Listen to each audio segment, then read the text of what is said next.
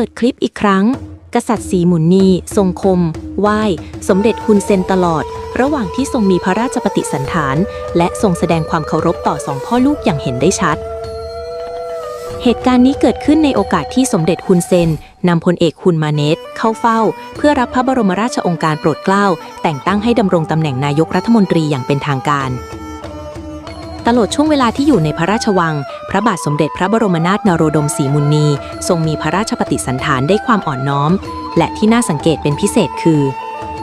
พระองค์ทรงก้มพระองค์ลงไหว้สมเด็จฮุนเซนอยู่ตลอดแม้กระทั่งในช่วงท้ายของพิธีการขณะที่สมเด็จฮุนเซนกำลังก้าวขึ้นรถยนต์เพื่อเดินทางกลับพระองค์ก็ยังคงทรงไหว้อย่างต่อเนื่อง